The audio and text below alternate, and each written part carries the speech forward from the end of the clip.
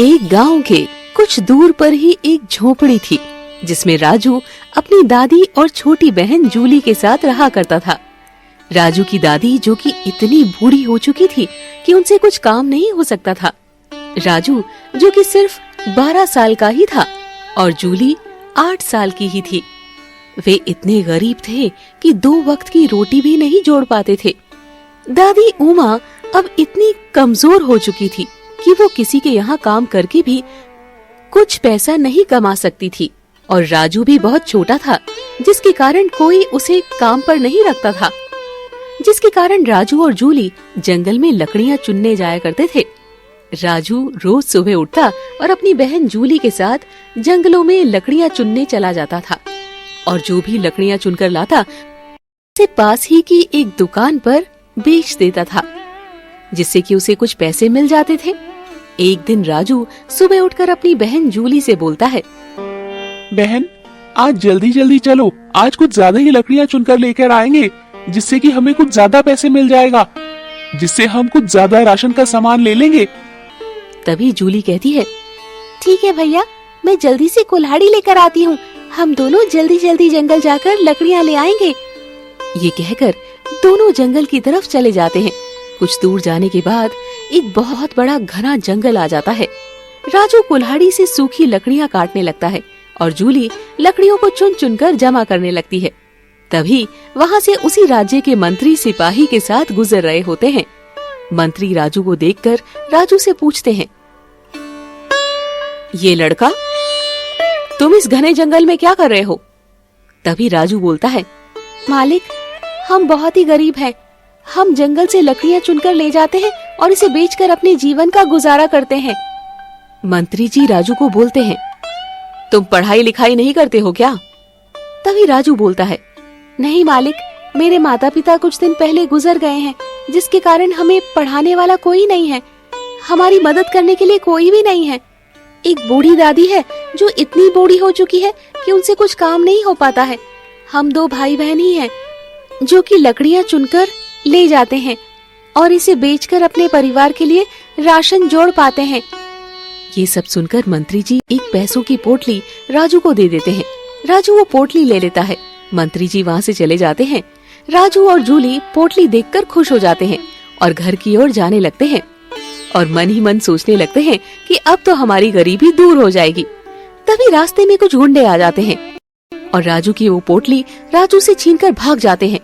राजू और जूली वहीं बैठकर रोने लगते हैं, हे भगवान, ये क्या हो गया? कैसा नसीब है हमारा, जो कोई भी हमें मदद करता है वो भी कोई दूसरा लेकर भाग जाता है। ये कहकर वो रोने लगते हैं और अपने घर चले जाते हैं। ये सारी बातें अपनी दादी को बताते हैं और दादी भी ये सब सुनकर रोने लगती है।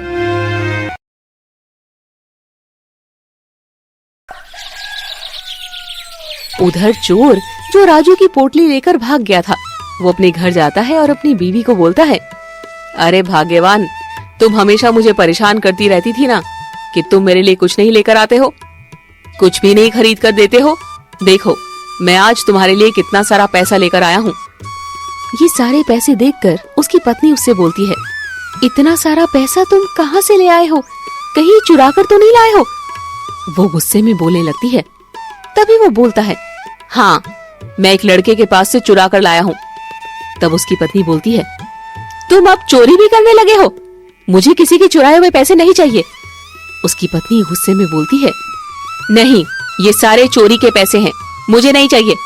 तुम ये सारे के सारे पैसे उस लड़के को वापस लौटा कर आओ। ये कहकर उसकी पत्नी उसे भेज देती है। अगले दिन राजू और जूली जंगल में लकड़ियाँ लेने निकल जाते हैं। वो दोनों लकड़ियाँ चुन ही रहे होते हैं कि तभी वहाँ से राजा साहब अपने मंत्री और सिपाही के साथ उसी रास्ते से गुजर रहे होते हैं। राजू को देखकर राजा साहब मंत्री जी से पूछते हैं, ये बच्चा कौन है और ये इतने घने जंगल में क्या कर रहा है? मंत्री जी राजा साहब को पूरी बात बताते हैं और मंत्री जी राजू से पूछते हैं, राजू, कल मैंने जो तुम्हें पैसे दिए थे, तुमने उसका क्या किया? आज फिर से तुम लकड़ियाँ काटने आए हो? राजू और जूली रोने लगते हैं और रोते रोते मंत्री जी और राजा साहब को पूरी बातें बताते हैं। राजा साहब बहुत क्रोधित हो जाते हैं और मंत्री जी से कहते हैं, मंत्री जी, अपने पूरे राज्य में सैनिकों को भेजकर पता लगाइए कि ये किसकी जुर्रत है, किसने ऐसा किया है। तभी पूरे गांव में मंत्री और उनके सैनिक उस चोर को खोजने लगते हैं। वो चोर सैनिकों को देखकर डर जाते हैं और भाग भागकर जंगल की ओर चले जाते हैं, लेकिन राजू वहां नहीं मिलता। वो वापस अपनी पत्नी के पास जाता है और बोलता है, मैंने पूरी तरह से जंगल खोज लिया है, लेकिन वो लड़का नहीं मिल रहा है। उसकी पत्नी बोलती है, तुम कल सुबह जाना, वो तुम्हें जरूर मिलेंगे, तब तुम उन्हें पैसे वापस देकर आ जाना। कल सुबह जब चोर उठता है और वो पैसों की पोटली को लेकर जंगल की ओर चला जाता है और जंगल में राजू को देखकर खुश हो जाता है और उसे वो पोटली वापस दे देता है। राजू पोटली लेकर वापस घर चला जाता है। उसी पैसे से वो एक अच्छा सा घर बना लेता है और वहीं गांव में अपने परिवार के साथ रहने लगता है। अब राजू बड़ा हो जाता है और उसी गांव के एक जमींदार के पास काम करने लगता है। एक दिन की बात है, राजू जब जमींदार के पास काम कर रहा होता है तो राजा साहब उसी रास्ते से गुजर रहे होते हैं। राजा साहब राजू को देखकर बोलते हैं, तुम राजू हो ना? राजू बोलता है, हाँ मालिक, मैं वही राजू ही हूँ। राजा साहब राजू को बुलाते हैं और पूछते हैं, तुम मेरे यहाँ कुछ काम क्यों नहीं कर लेते हो? मेरे पास बहुत सारे काम हैं। राजू बोलता है, मालिक, ये तो मेरा सौभाग्य होगा कि मैं आपके पास काम करूंगा। राजा जी बोलते हैं, ठीक है, कल सुबह तुम महल आ जाना, मंत्री जी तुम्हें काम समझा देंगे। राजू ये सारी बातें अपनी दादी को बताता है। दादी और जूली बहुत खुश हो जाते हैं। राजू अगले दिन तैयार होकर राजा साहब के महल की ओर चला जाता है। राजा साहब अब राजू को अपने अनाज के गोदाम में लेकर जाते हैं और मंत्री जी से बोलते हैं पूरा काम समझा देने के लिए, क्योंकि राजा साहब को अब मंत्री पर भरोसा नहीं रहता है। मंत्री जी राजू को पूरी बातें समझा देते हैं और उसे काम देकर चले जाते हैं। राजू पूरी तरह काम समझ जाता है और बहुत जल्दी समझ जाता है और बड़ी ईमानदारी के साथ काम करने लगता है।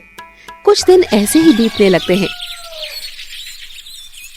और रक्षाबंधन का त्योहार नजदीक आ जाता है। अब जूली राजू से कहती है, रक्षाबंधन आ रहा है भैया, मेरे लिए तुम क्या उपहार लाओगे? राजू जूली से पूछता है, तुम्हें क्या चाहिए मेरी प्यारी बहना? जो बोलोगी मैं वो लेकर आऊंगा। जूली बोलती है, भैया मेरे लिए तुम सोने के कंगन ले आना। राजू खुश होकर बोलता है, ठीक है बहना, मैं तुम्हारे लिए सोने के कंगन बनवा कर लेकर आऊंगा। ये कहकर राजू काम पर चला जाता है